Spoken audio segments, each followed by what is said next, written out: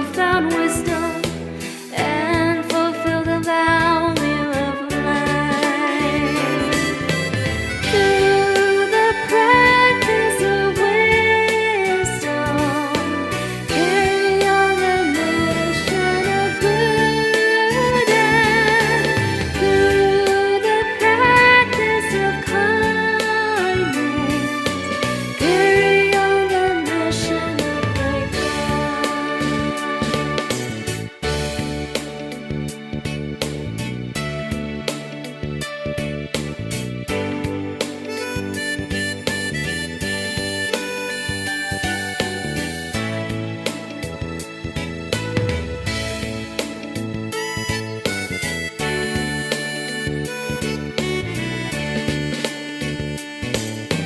Under the sun on this great land, we bring Dharma to the whole world through love and compassion. We share the light of our hearts. Respect all life, practice kindness with great joy and selfless giving. Nurture profound wisdom and fulfill the value of life.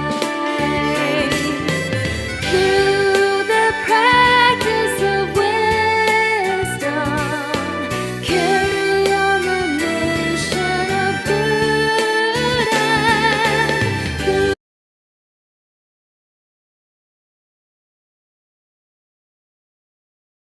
Through the practice of kindness, carry on the mission of great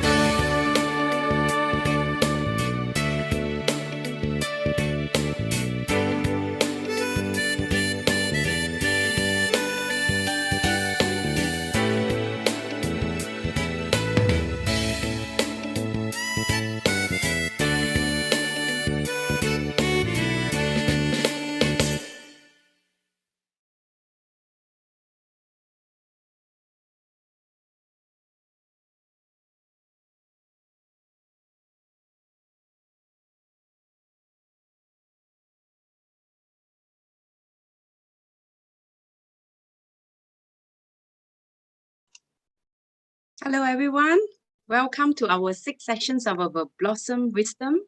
And tonight we are very, very honored to have Sister Siew Ching to share with us another great book from Chiji.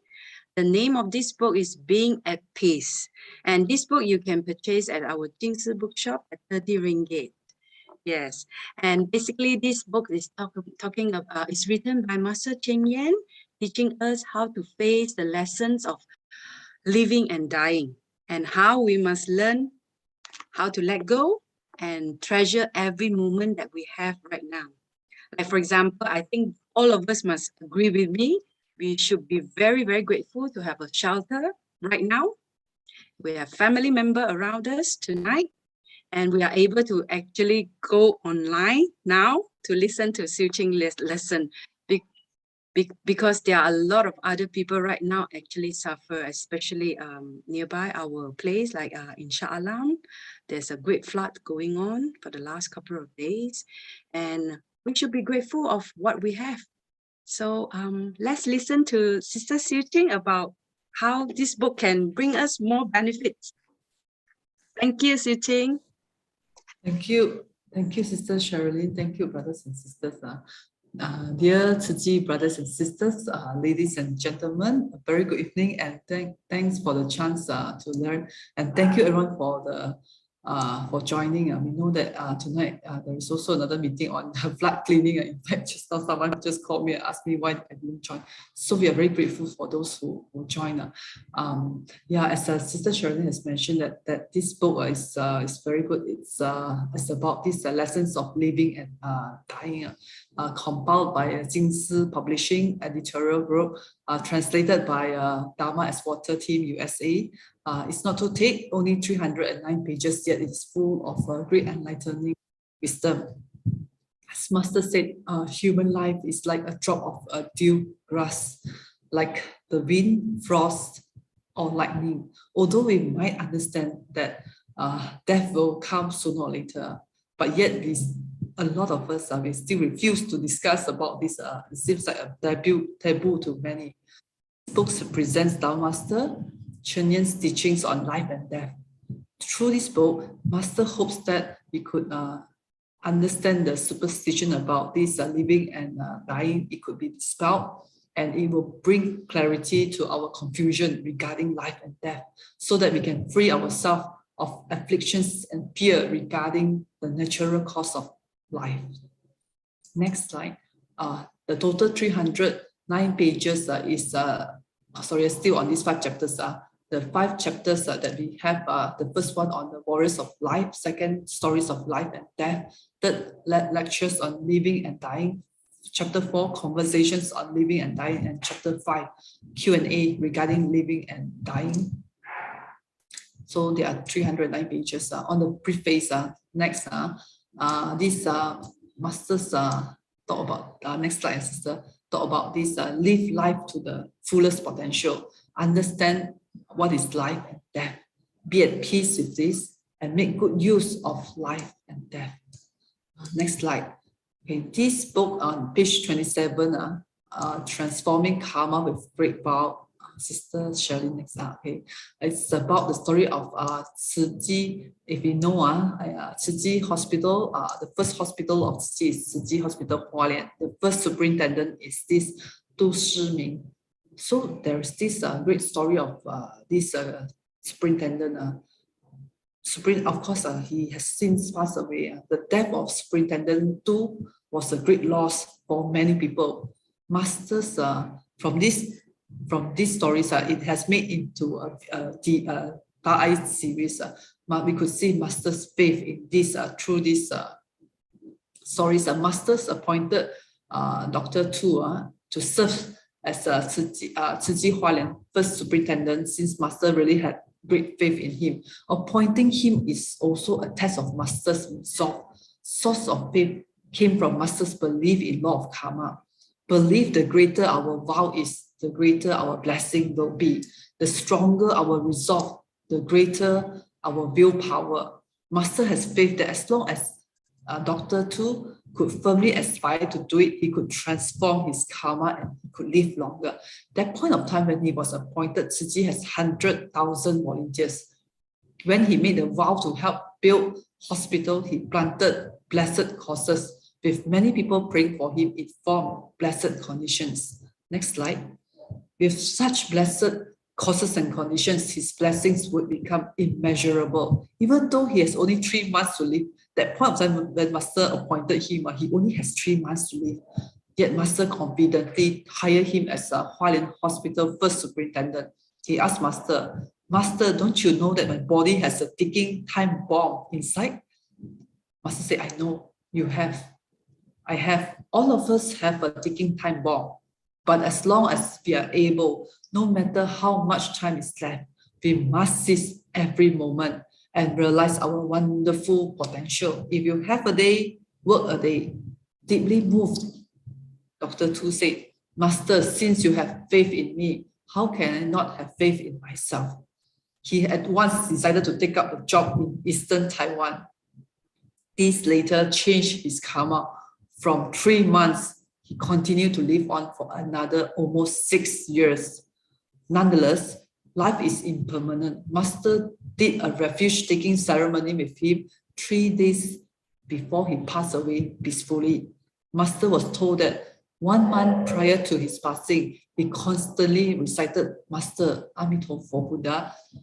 So Master believed that he has taken this earnest conviction with him when he died, and without doubts, he will soon return to this world.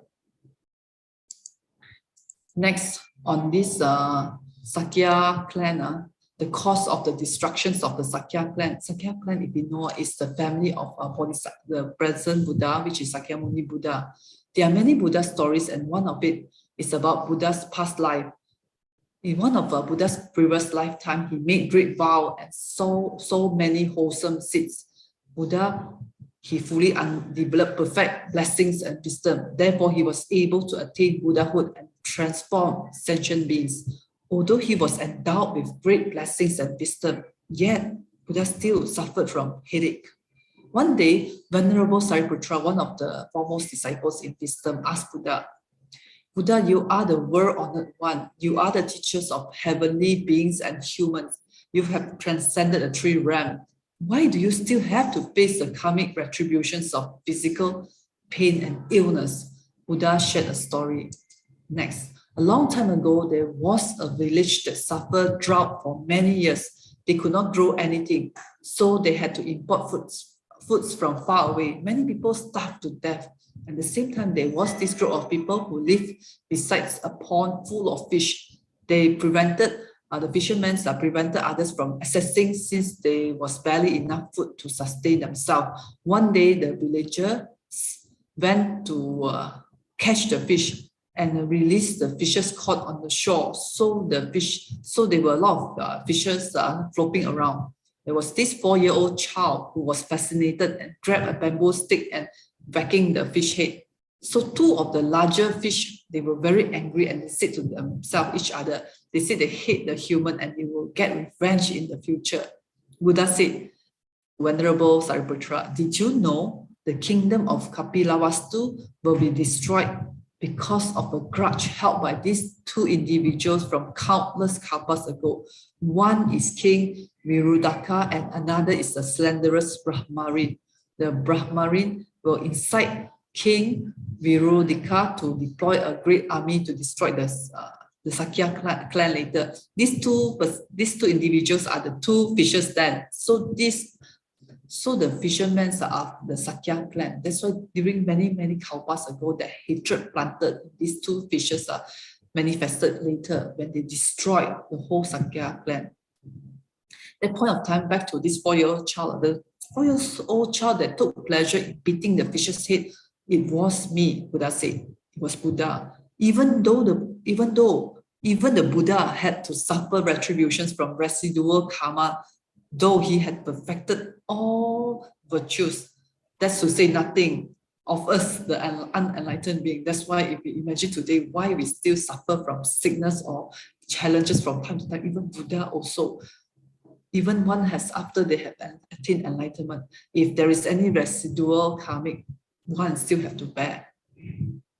For ordinary beings, we may think that by changing, by chanting the name of Buddha, we can transfer merits to others, but in actual, it is far-fetched. It is not possible. Because of empathy of others, we chant for the victims the name of Amtofo Buddha. By doing that, it is for the sake of the victims. We are thinking it is for the sake of victims, but actually what we are trying to do actually is to inspire love in the heart of others, to influence others, to create own merits. So indeed, we have to it's only through our actions that we can plant merits. But chanting is good in a way because it also can soothe the feeling of the others and inspire them to do kindness one day.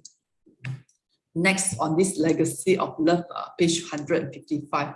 Every night when we sleep, Master said it is like entering a short death, a temporary death. But when we are no longer able to breathe, no matter how long we struggle, we will be entering the ultimate long sleep. This is the end of life.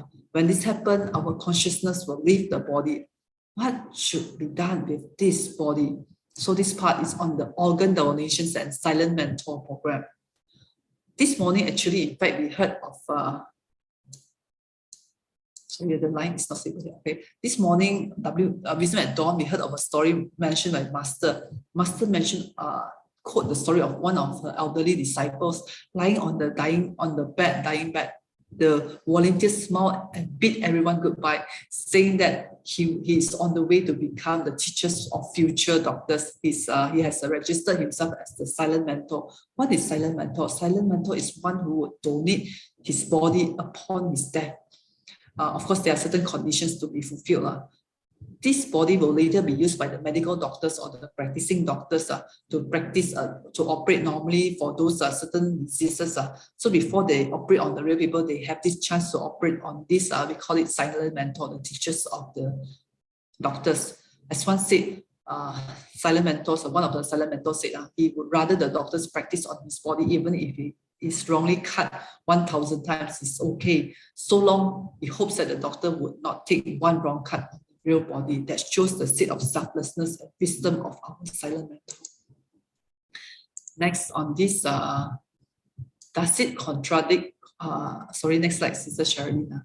Does it contradict Buddhism? Someone asked, Buddhism holds the belief that after a person passes away, the body should not be moved within the first 8 to 24 hours. But organ donations, they can't wait. It requires the organ to be removed immediately. And we understand, right? And the body donations requires the body, yeah, they have to be preserved speedily.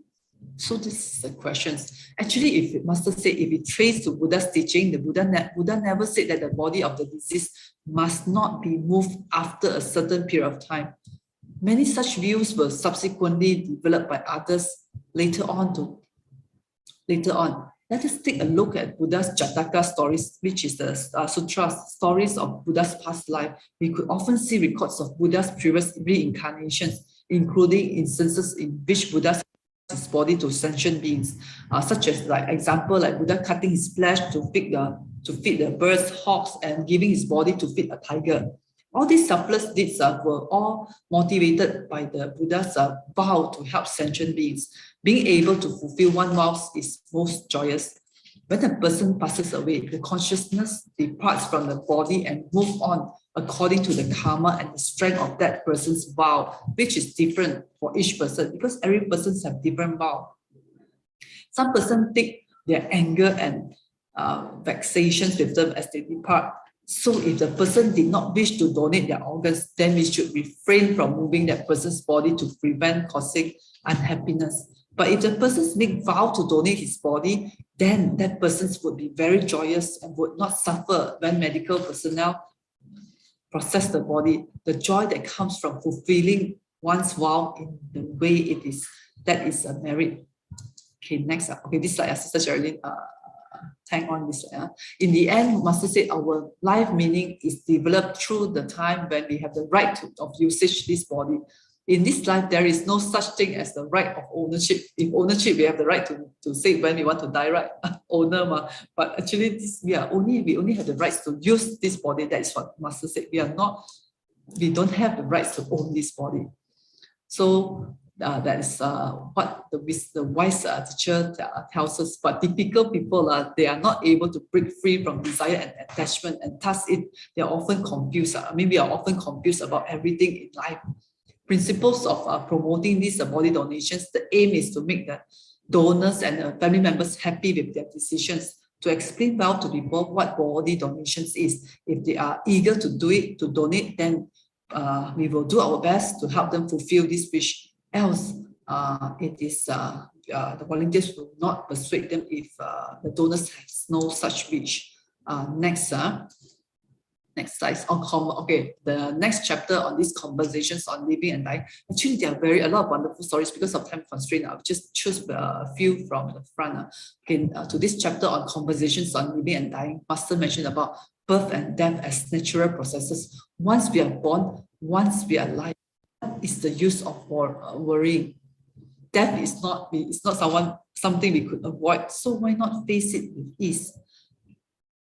Yeah, like Chinese said, Wang Sang. In Chinese words, it's very good. Wang Shen. Wang Shen means the death. After the death, is like moving towards to birth. In fact, we know after death is birth, and birth is the beginning of death. Okay, next. Next we look at this letting go. This chapter on letting go of a broken kite. Is a story about this woman who recounted through her tears. She went to Master and told Master while crying how her son has unexpectedly passed away after half a year of military service. Although their affinity has ended, yet this mother's affections remain. She was so heartbroken that she was thinking to end her life because of this very good child has passed on.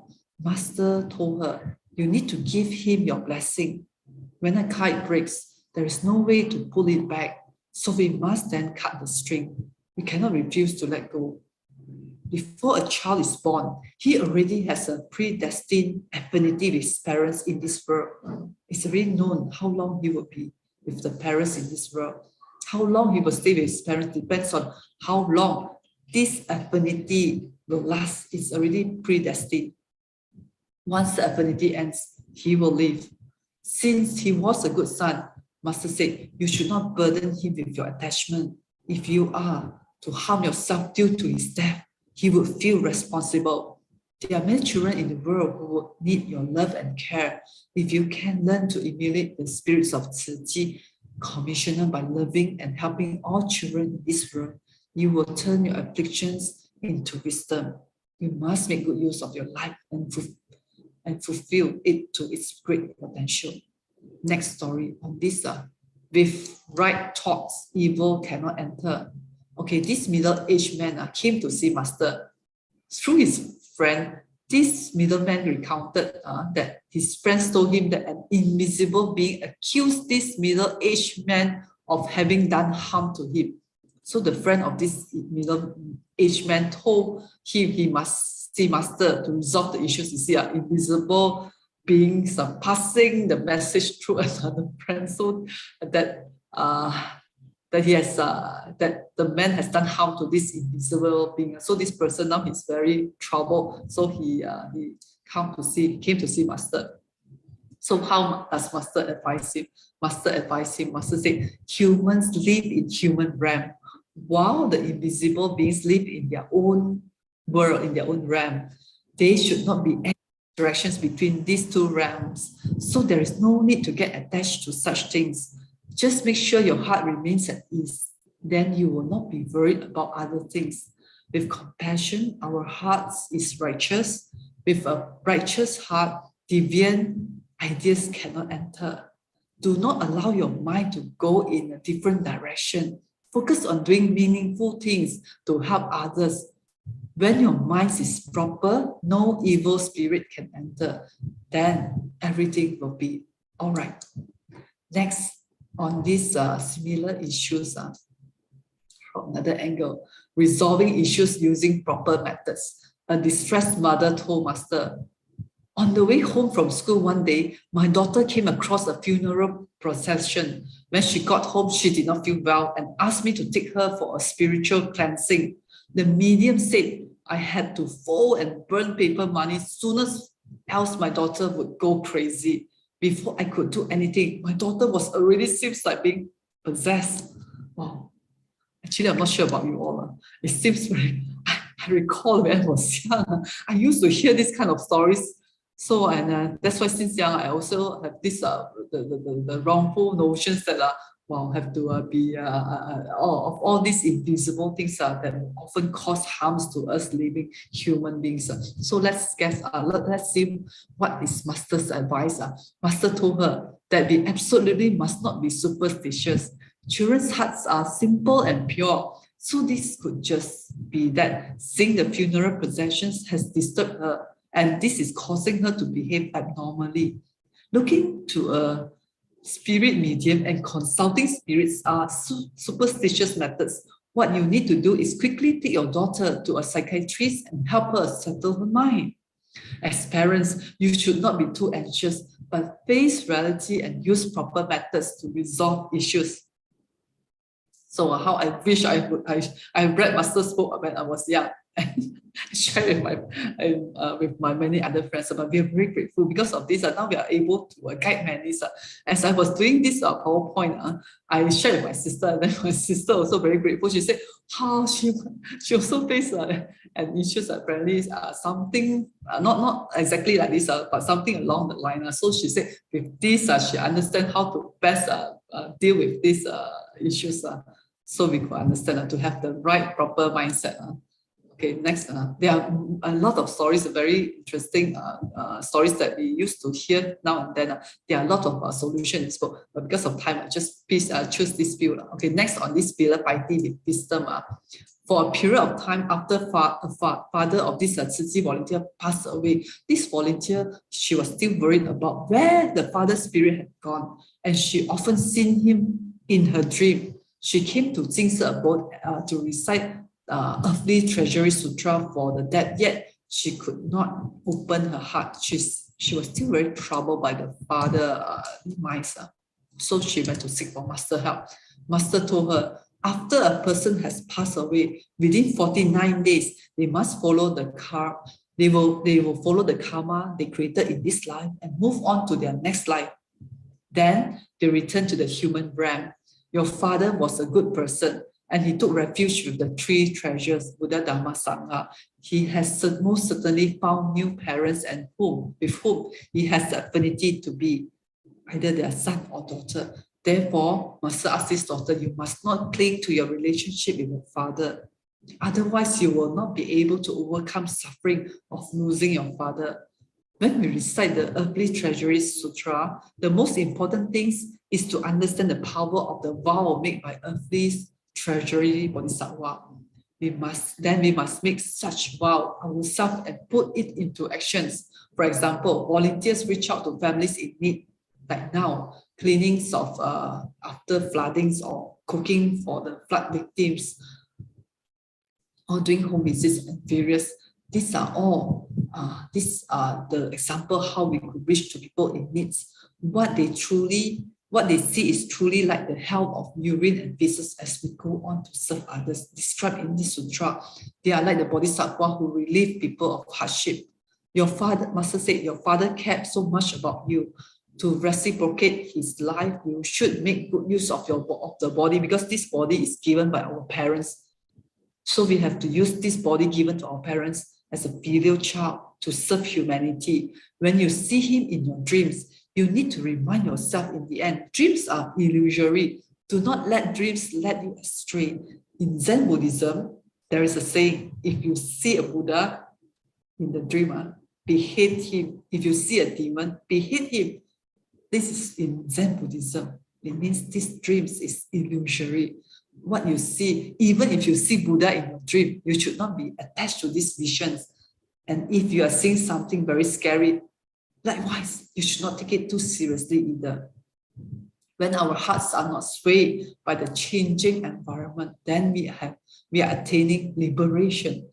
Master hopes that this this volunteer would have proper belief and she will absolutely not be superstitious. Okay, next question for Master. What is the procedure for chanting the Buddha's name for the disease? For a period of time after the father of a Tzu Chi volunteer passed away, the volunteer still worries about where his spirits have gone. And this one I already, okay, sorry, next okay, because of time, I just simplified a few questions. There are more questions, but I just pick a few. These are some of the questions that the people ask. Where do we go after we die? What does it mean to be liberated from death, birth and death? What does it mean to help someone transcend to the pure land? A lot of questions on this pure land, actually. It's very interesting how Master, very enlightening how Master explained it. Upon the death of our parents, is it necessary to have a ritual every 7 days during the first 49 days? After someone dies, how should the funeral be arranged? Will display photos of the deceased at home brings us misfortune? When we ask others to perform rituals to help our ancestors transcend to better places, does this actually work? What is the purpose of lighting lamps in temples? And many more. Through these books, we could find the answers and many more questions about living and dying. So we hope that after these sessions, we could expel superstitions about living and dying, and it brings clarity to our confusions regarding life and death. Hopefully, we will have the correct attitude towards death. Death is the end of life, the things that human beings fear the most. Therefore, we must truly learn to understand death. When we have a clear and accurate understanding of it, we will realize that when the spirit leaves the body after we die, it is a very peaceful process. There is nothing to be afraid of. Like this morning, Master mentioned about the volunteer who smiled the last moment before he passed away and waved everyone goodbye. Is going to be the teachers, the doctors, silent mentor. Life exists between breath. We should deeply contemplate the meaning of life and find value while we still exist. We must learn to live and die without attachments.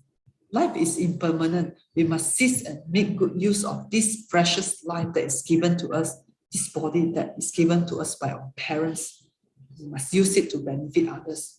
Best wishes to everyone. Hope that we could benefit much from this book, like me. Happy reading. Okay, before end, I wish to share this Jingsi aphorism with everyone. Life is impermanent. It exists in the space of a breath. Life ends when the breathing stops. So we must cherish every moment that we are living. And next, Sister, Shirley, you can play this song for everyone to get on.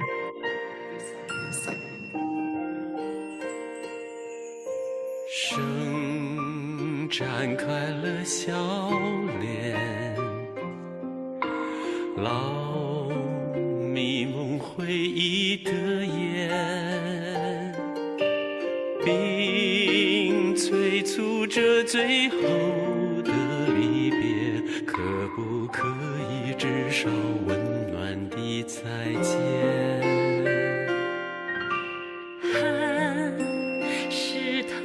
肩膀，泪滋润泥土芬芳，心唤醒着沉睡的力量，一处一处觉出未来的希望。热切的汗水会让大地也慈悲，种下的心愿会在明天长绿叶。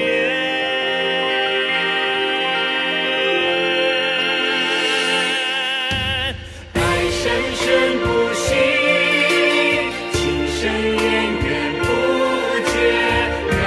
是绝情人，洗清世界的尘灰，却将心比心，付出无怨无悔。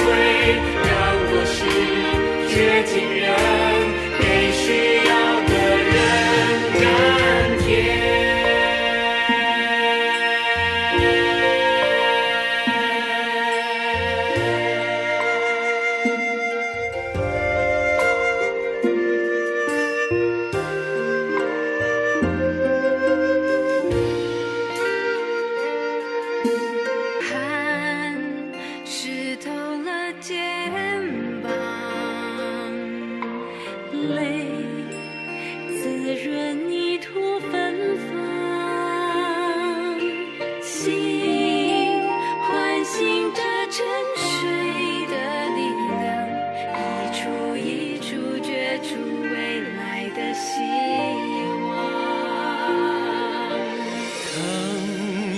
的泪水会让彩虹浮现，坚定的信念让不可能都实现。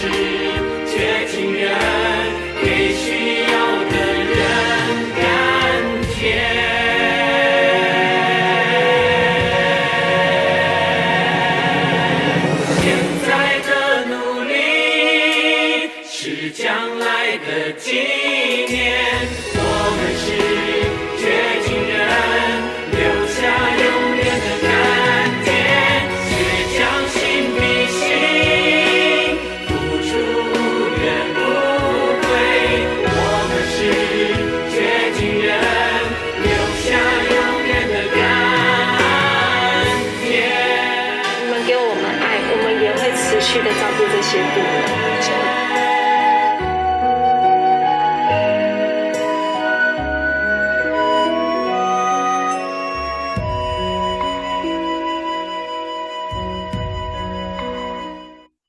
Thank you.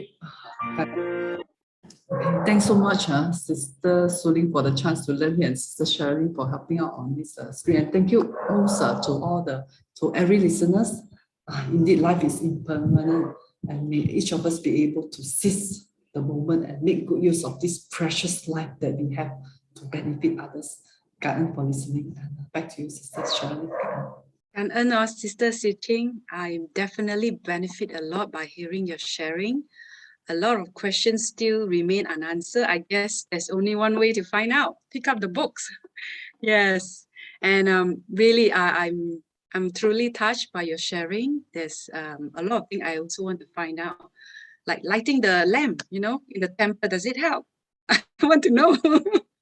So yes, please, the whole idea of having this blossom of wisdom is to cultivate a good reading habits, especially lots and lots of Jing Si books, very wonderful story and a lot of life learned lessons as well. So please, brother, sister, if you have time, please pick up the books from the Jing Si bookshop. There are plenty other books around. And today we have this being at peace, and in 2 weeks time, we also have the same book in Chinese. It's called 生死戒自在 by Sister Gui Mei in 2 weeks time. It's just I suppose every sharer have a different view of certain books. So please, if you're interested to listen to Gui Mei Sijie, please dial in 2 weeks time. Same time, 生死戒自在. Thank you, everybody. Have a wonderful, wonderful Merry Christmas and Happy New Year. Thank you. Thank you. All the best. Thank you. Best wishes to everyone. 感恩 sister. Yeah, stay safe, 感恩 everyone. 感恩 Thank you, everybody. 你们要拍大合照吗？大合照哦，好啊。 Sister Siew Ching，感恩 so 哎， much。感恩哦 for listening. And next week, next 2 weeks really must listen. My sister-in-law, Sister Gui Mei, 她的 story 很 powerful 的 on. Yeah.哦。